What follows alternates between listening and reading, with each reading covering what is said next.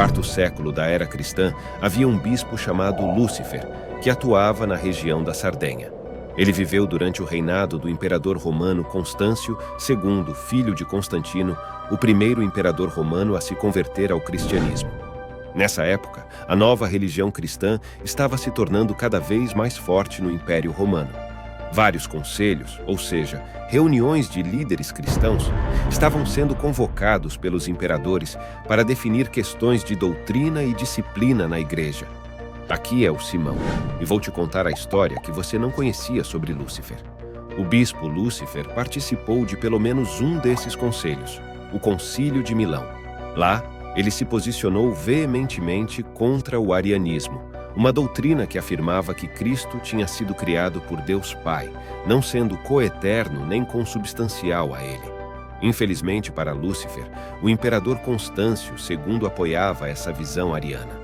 Por isso, ele decidiu prender o bispo no Palácio Imperial e depois o baniu primeiro para a Palestina e depois para o Egito. Mesmo no exílio, Lúcifer continuou escrevendo cartas ao imperador, tentando convencê-lo de que estava errado teologicamente. Não obteve muito sucesso, mas quando Constâncio II morreu, o banimento de Lúcifer foi suspenso. De volta à Itália, o bispo participou de mais disputas doutrinárias. Escrevendo sobre como a igreja deveria lidar com hereges arrependidos, Lúcifer adotou uma postura muito rígida e intransigente. Ele argumentava que os defensores do arianismo jamais deveriam ser integrados novamente à comunhão da igreja, mesmo que se arrependessem e abandonassem tais ideias. Essa visão extremista foi criticada por figuras influentes como Agostinho de Hipona e São Jerônimo, mas também angariou alguns apoiadores que ficaram conhecidos como luciferianos. Após sua morte, Lúcifer passou a ser venerado como santo na Sardenha, possuindo até hoje uma capela dedicada a ele na cidade de Cagliari, onde se celebra sua festa todo 20 de maio. Porém, seu status de santidade ainda gera controvérsia e nunca foi oficialmente reconhecido pelo Vaticano. A parte mais intrigante dessa história não é nem suas peripécias políticas e eclesiásticas, e sim o fato desse homem se chamar Lúcifer.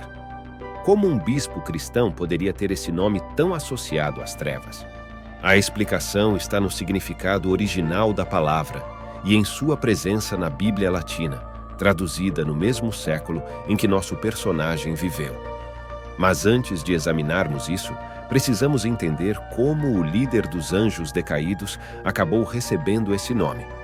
A ideia de anjos caídos ou demônios não está muito presente no Antigo Testamento. Há uma passagem enigmática em Gênesis, logo antes do dilúvio, dizendo que os filhos de Deus viram que as filhas dos homens eram formosas e tomaram para si mulheres, as quais queriam. Gênesis capítulo 6, versículo 2. Quem seriam esses filhos de Deus que se uniram com mulheres humanas e geraram filhos gigantes? O texto não explica, mas escritos posteriores expandiram essas ideias iniciais sobre anjos que desceram à terra. O principal exemplo é o livro de Enoque, atribuído ao patriarca hebreu do 7º descendente de Adão. Nele, disse que 200 anjos liderados por Senjazá desceram do monte Hermon e tomaram mulheres, ensinando feitiçarias e gerando filhos gigantes que consumiam toda a comida da terra.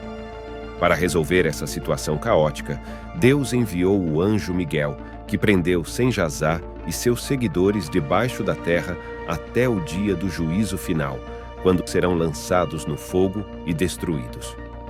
Embora não esteja na Bíblia, o livro de Enoque era muito popular nos primeiros séculos do cristianismo, influenciando ideias sobre anjos decaídos e demônios. Ao substituir o nome Senjazá pelo termo Lúcifer, a história fica bastante similar à versão atual sobre a queda dos anjos. Contudo, no livro de Enoque, o pecado dos vigilantes, como também são chamados esses anjos, ocorre depois da queda de Adão no Jardim do Éden. Além disso, seu pecado é mais associado à luxúria do que ao orgulho de querer ser igual a Deus. Outro texto atribuído a Enoque, porém, o Livro dos Segredos de Enoque, traz a ideia de uma rebelião anterior ao homem, provocada pelo orgulho angélico. Nele, um príncipe angelical chamado Satanael se revoltou contra Deus, desejando elevar seu trono acima das nuvens. Por esse ato de arrogância, Satanael e seus seguidores foram precipitados no abismo.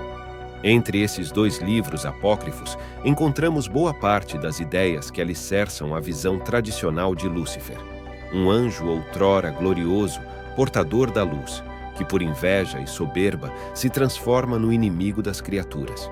Resta agora compreender como esse nome passou a ser aplicado ao líder dos anjos decaídos. Para isso, temos que examinar com mais cuidado uma certa passagem do livro do profeta Isaías, na Bíblia hebraica. A palavra Lúcifer aparece 5 vezes na Bíblia latina. Em Jó e nos Salmos, refere-se à estrela da alva ou planeta Vênus, sem qualquer conotação demoníaca. Até no Novo Testamento, em Pedro, capítulo 1, versículo 19, onde se lê estrela da manhã no grego, foi traduzido como Lúcifer. A passagem fundamental é Isaías, capítulo 14, versículo 12. Como caíste do céu, ó Lúcifer, filho da alva, como foste cortado por terra, tu que debilitavas as nações. Vários teólogos cristãos, imbuídos das ideias de Enoque sobre anjos decaídos, leram esse texto como referindo-se à queda de Lúcifer, o portador da luz que se transformou em senhor das trevas. Porém, analisando o contexto mais amplo de Isaías, capítulo 14, fica claro que o alvo da passagem é o rei histórico da Babilônia.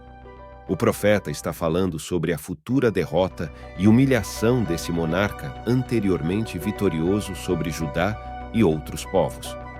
Começando no versículo 3, Isaías profetiza que os judeus farão canções satíricas sobre o rei babilônico quando ele for derrubado do poder, e segue uma amostra do deboche que entoarão por sua ruína. Fazendo troça da outrora arrogante Babilônia, o profeta a chama ironicamente de Lúcifer, uma referência à deusa da mitologia babilônica Ishtar, identificada com o planeta Vênus, a estrela d'alva. O objetivo é justamente contrastar a glória passada do império com seu futuro aviltamento. De narcisista e orgulhoso, o rei babilônico será reduzido à mais completa humilhação.